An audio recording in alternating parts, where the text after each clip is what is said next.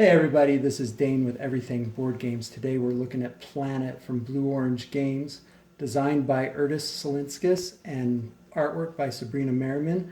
It's a 2 to 4 player game for ages 8 and up and takes roughly about a half hour to play. Let's go ahead and see what's inside the box. All right, here's what we got inside. We've got, first of all, I want to point out again, Blue Orange's job on their inserts. Everything fits really good inside this insert, from the globes to the tiles, all just, again, really nice. I love Blue Orange's production value. There are 4 globes, even though it's not quite a globe. Each of these globes has a little magnet right here.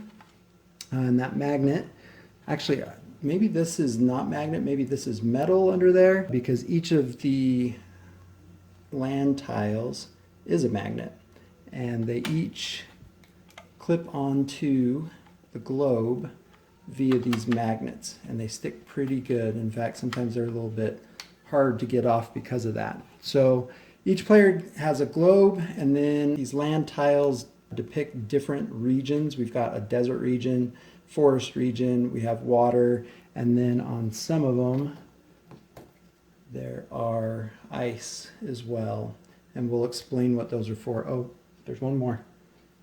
And we've got some dirt here as well, and we'll explain why the difference. There is a first player token.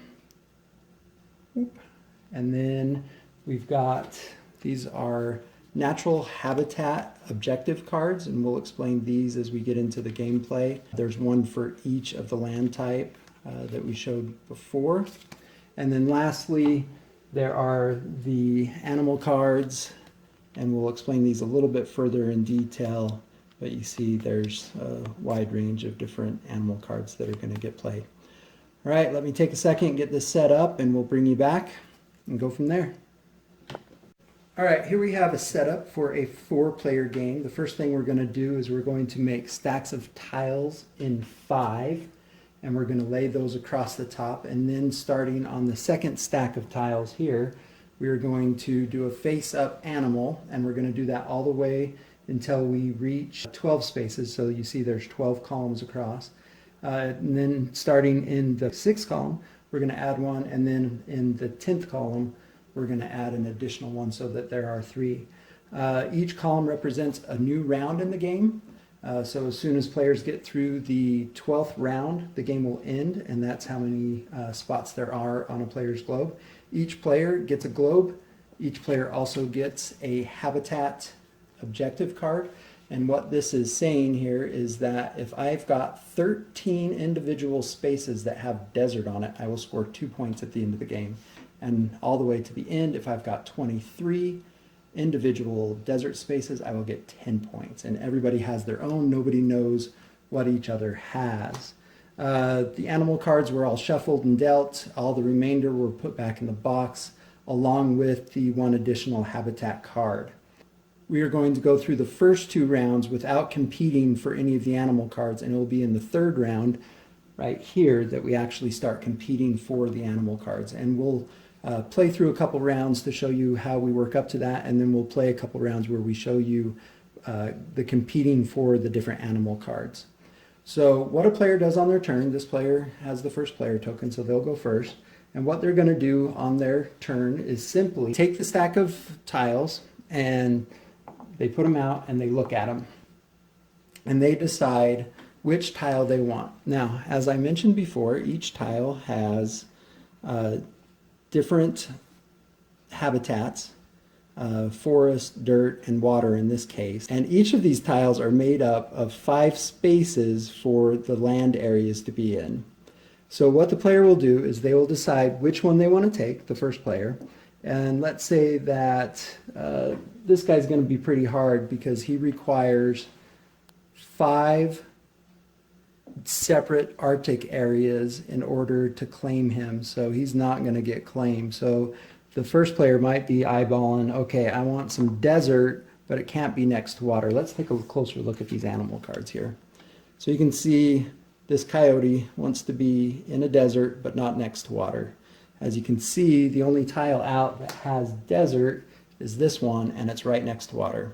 So that one won't be any good for anybody. So next we're going to look for the fox, and this tile works pretty good because the fox, let's bring him up here, wants to be in a forest next to an icy biome. That's what he's looking for. So I think player one's going to go ahead and take this one, and he wants to be a desert, so grabbing this tile is the way to go because it gives him one of the spaces that he's looking for in desert, but there will be more. So this player will go ahead and take this tile to start the game. So all they do is they find a place to put on their globe and their turn's done, and then play proceeds to the next player.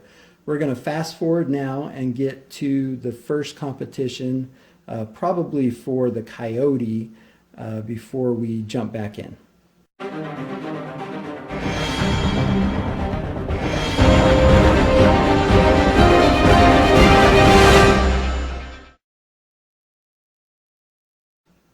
Okay, we are back.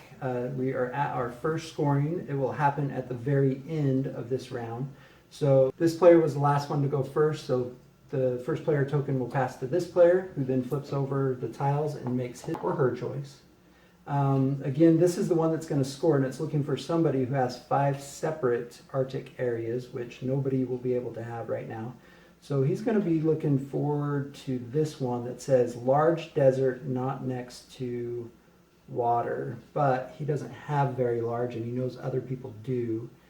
So he is going to take this one for the forest next to the water to hopefully increase his forest size to be able to get this guy. So he'll go ahead and put it here. The next player, she is going to, when I say she, I mean me, is looking towards this brown bear, wants lots of forest next to dirt. So going to take the next large forest space and increase it.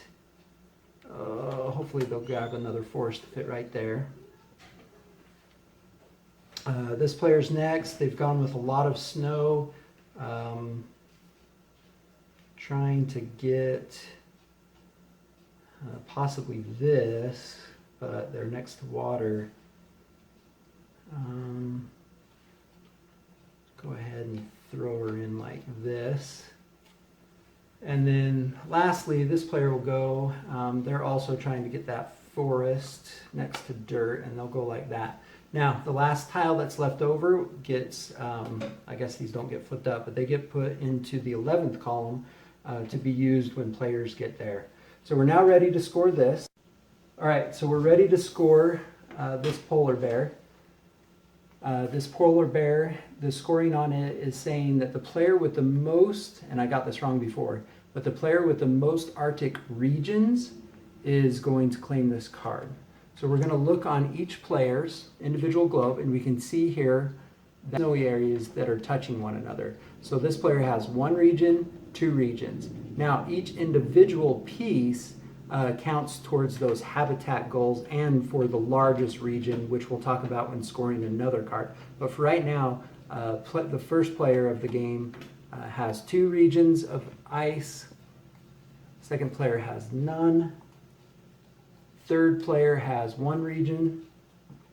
And the fourth player has none. Now, if there would have been a tie for who has the most, then it goes to who has the biggest. And so player 1 earns this card, and we'll put it in their scoring pile for the end of the game. All right, so with that, the third round is done, and we pass the first player token over to this person, who again will lay out the tiles and get to choose first. Now they're going for, I believe I said they were going to go for this one. There's no real shot at getting the fox right now. Desert, large desert, not next to water. Yeah, we're just going to go ahead and stick with the dirt. But he can also see that the vulture likes large dirt areas without water next to them. And each of these dirt areas, except this one, has water next to them. So they're going to grab this in hopes of maybe getting both those cards. Okay, this player is going to go next. Still eyeballing the largest forest next to the ice. So they're going to add to their forest here. The next player is looking for, they've got a little bit of desert here, not next to water. I don't know if that makes them the most, but possibly. The next thing would be this. Ooh, large forest next to dirt. He's looking like he's got that, so he's going to add to his forest by doing that. That makes his whole forest area a lot bigger. And then finally, this player is going to go, and they also have a large forest next to the ice biome, and they also have a large forest next to dirt, so they might have a place with this. And then dirt not next to water, probably not going to get that. Let's do forest next to desert, so let's add to the desert a little bit. And plus they need desert tiles. All right, so they're going to go like this. All right, so again, the last tile left over is moved, and now we resolve the coyote. So we look at, we'll just start over here again. We're looking for desert not next to water. The only desert this guy has is next to water, so he doesn't count. Again, desert next to water. Here is desert not next to water, so that's 1. This player has all desert next to water there and there, so that player doesn't win. And this player has 1 desert not next to water and 1 desert not next to water, and they're each 1, which is equal to the amount that this one had. But since this player has 2 deserts that are not next to water, he will win this, or I think this was the she will win this card. And now play will continue this direction with the players using up these tiles and competing for this card next. We're going to fast forward again, and we'll catch it down here on the end scoring.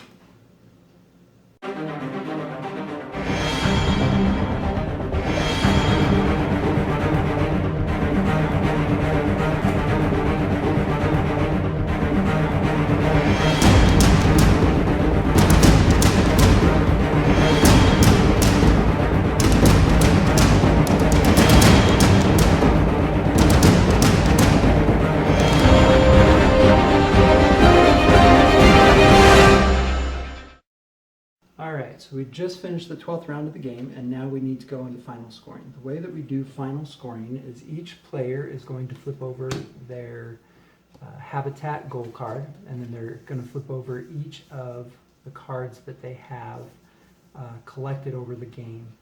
And the way that they're going to score this is they're going to count up the different triangles that they have of each of their habitats. So like in this case, looking for water, so 1, 2, 3, 4, 5, 6, 7, 8, 9, 10, 11, 12, 13, 14, 15, 16, 17, and then you compare it to the numbers required. Here we're looking for 18 or 21, and we only had 17, so they won't score any points here.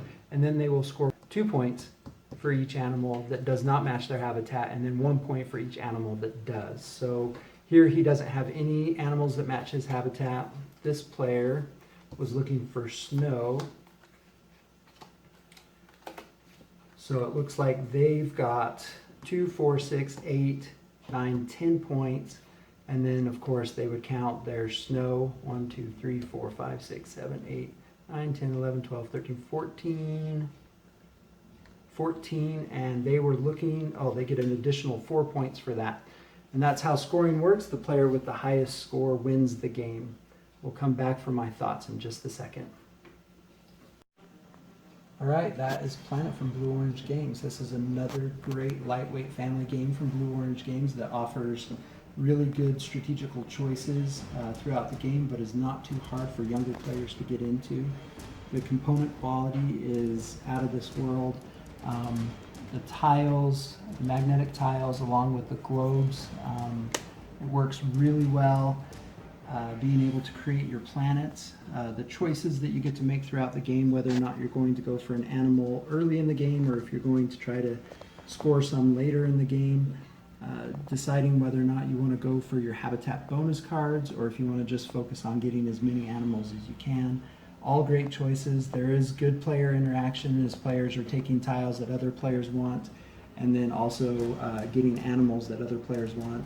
There also is the ability to block players if you know they're going for, say, an ice biome. You can block them from getting that. So there is a little bit of take that, but very minor. This is another solid title from Blue Orange Games, and one that will be on our shelf and see a lot of play. Thanks for joining us, and we'll catch you next time.